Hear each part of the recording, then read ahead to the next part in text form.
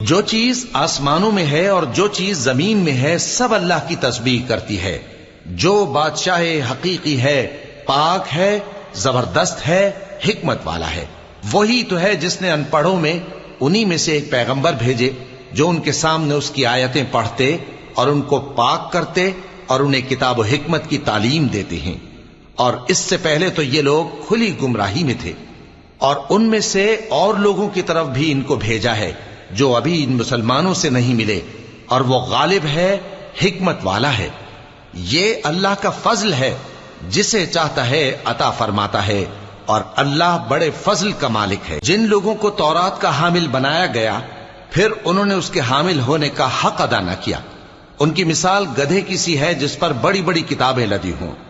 جو لوگ اللہ کی آیتوں کی تکذیب کرتے ہیں ان کی مثال بری ہے، اور اللہ ظالم لوگوں کو ہدایت نہیں دیتا.